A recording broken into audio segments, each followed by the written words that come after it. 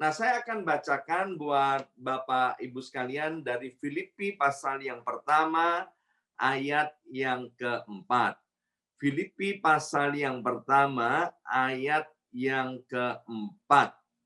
Saya akan bacakan, dan setiap kali aku berdoa untuk kamu semua, aku selalu berdoa dengan sukacita. Ya, di sini ada kata sukacita. Surat Filipi ini ditulis oleh Rasul Paulus ketika Rasul Paulus ada di dalam penjara. Ya, jadi waktu itu Paulus ada di penjara di Roma, dan kemudian dia menulis surat ini ditujukan kepada jemaat di Filipi.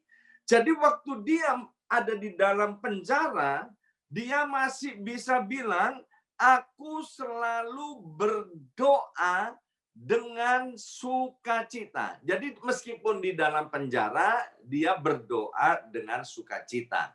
Nah, di dalam 4 pasal yang kita akan bahas pada hari-hari ini, pasal yang pertama, Rasul Paulus menceritakan bahwa kita harus bersukacita meskipun di dalam penderitaan. Pasal yang kedua, Rasul Paulus berkata bahwa kita harus bersukacita ketika melayani.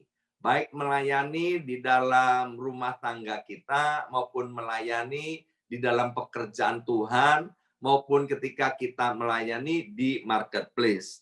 Dan yang ketiga, pasal yang ketiga, Rasul Paulus menekankan tentang pentingnya bersukacita ketika kita mempercayai Tuhan dan firman-Nya. Dan pasal yang keempat, Paulus pun menuliskan tentang bagaimana kita harus bersukacita di dalam memberi.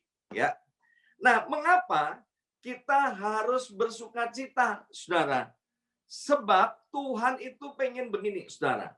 Ketika kita bersukacita, maka kita itu menjadi lebih sehat.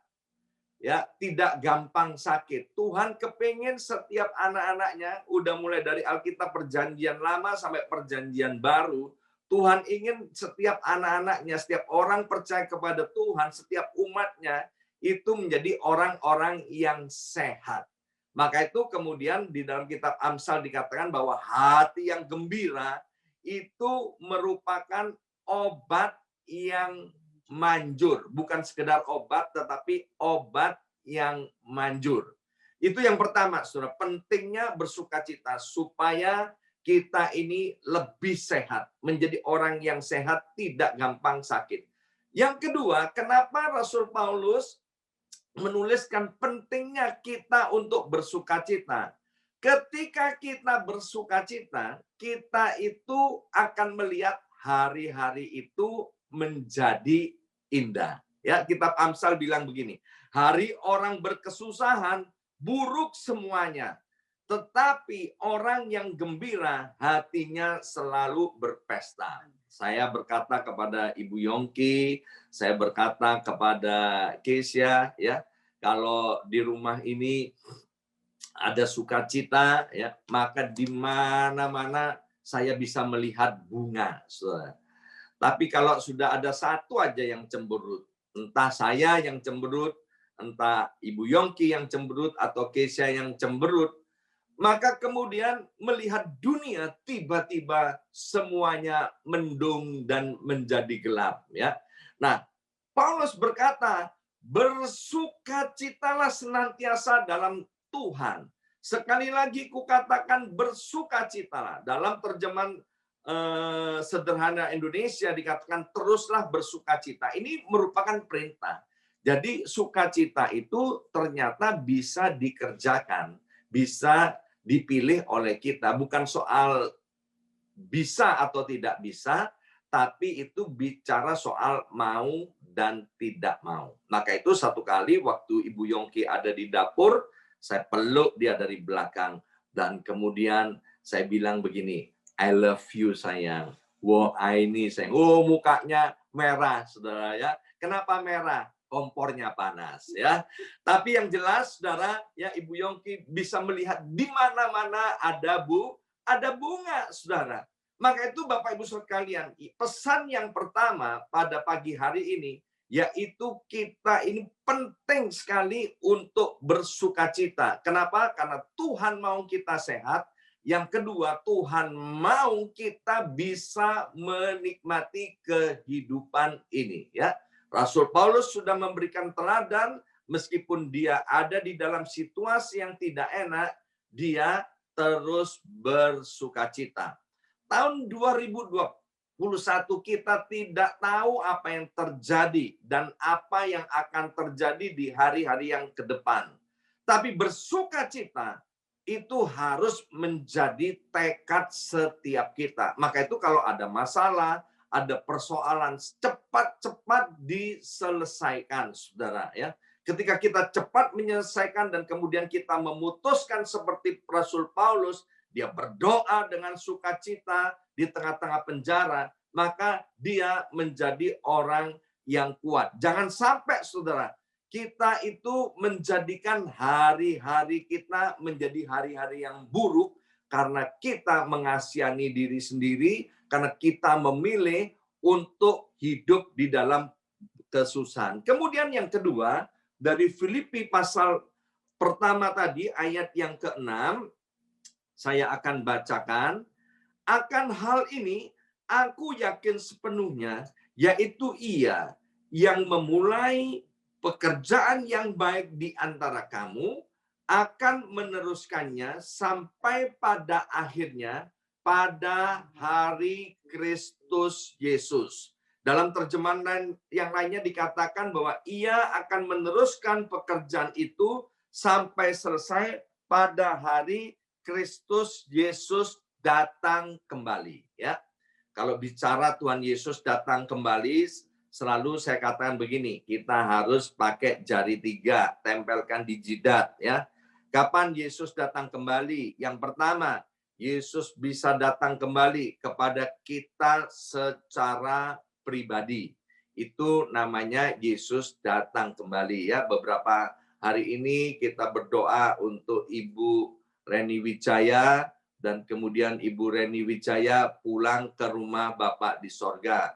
Kemarin setelah kita berdoa untuk Ibu Wati Kalna, usia 82 tahun, saudara, karena sakit jantung, gangguan di usus dan benjolan di kepalanya, beliau juga dipanggil pulang ke rumah Bapak di sorga. Itu artinya Yesus datang kembali, ya, menjemput orang-orang yang percaya. Kemudian Yesus datang kembali yang kedua kalinya, yaitu datang kepada satu kelompok, saudara. Ya, ketika kemudian ada satu kelompok meninggal dunia karena gempa bumi atau tanah longsor atau kecelakaan pesawat seperti pesawat Sriwijaya, itu artinya Tuhan Yesus datang untuk kedua kalinya.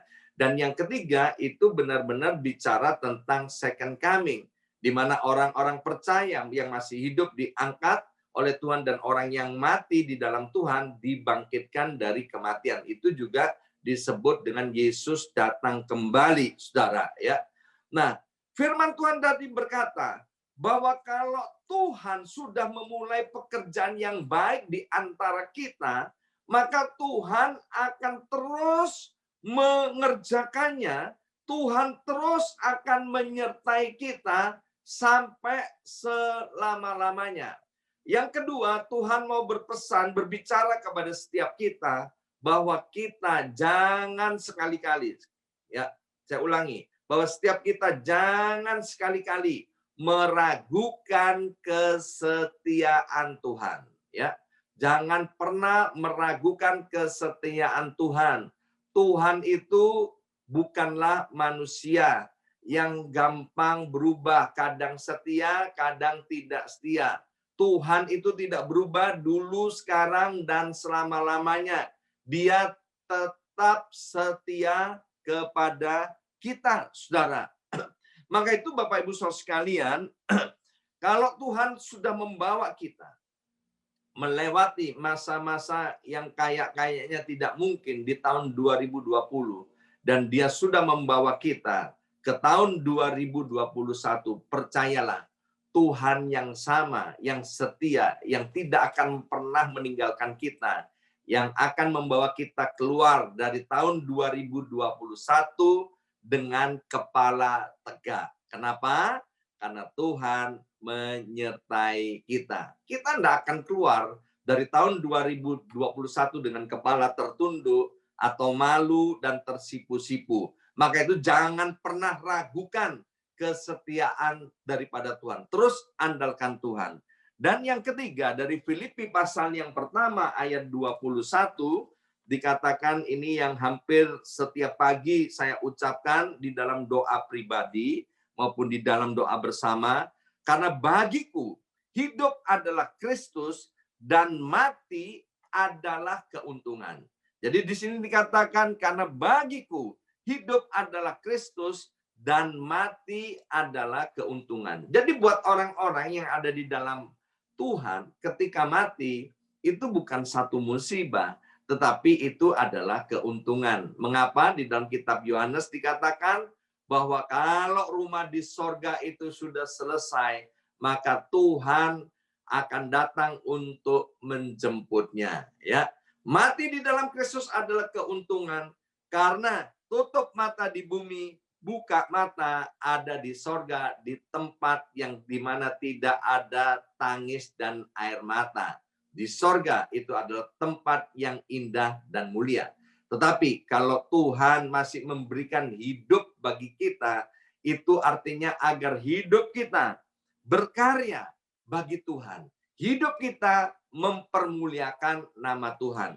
Di dalam 1 Korintus pasal 4 ayat yang ke-20 dikatakan, sebab kerajaan Allah bukan terdiri dari perkataan, tetapi dari kuasa. Apa arti ayat ini?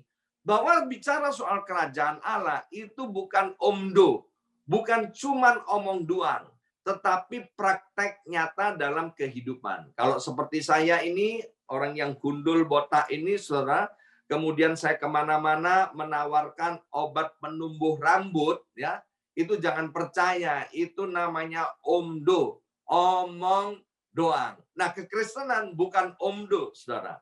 Rasul Paulus berkata, kalau aku hidup, artinya aku hidup bagi Kristus. Dia benar-benar totally, saudara, hidupnya itu untuk mempermuliakan nama Tuhan. Baik dia sebagai tukang tenda, sebagai seorang bisnismen, sebagai seorang profesional, sebagai seorang pengusaha. Paulus mengerjakan tenda itu, saudara. Itu semuanya untuk kemuliaan nama Tuhan. Dia buat tenda dengan sungguh-sungguh, dengan segenap hati, sebab di dalamnya ada Roh Kudus, Roh excellent, dan kemudian ketika dia melayani juga dengan total. Itu artinya hidup bagi Kristus Yesus Tuhan, bukan omdo saja, ya. Jadi benar-benar total bagi Tuhan. Nah, pagi hari ini kita sudah belajar dari kitab Filipi pasal yang pertama tadi. Yang pertama, yaitu penting sekali untuk selalu bersukacita. Yang kedua, jangan pernah ragukan kesetiaan Tuhan. Tuhan akan menyertai kita untuk selama-lamanya. Dan yang ketiga, kalau kita masih hidup sampai hari ini, biarlah hidup kita mempermuliakan nama Kristus Yesus Tuhan. Haleluya. Amin.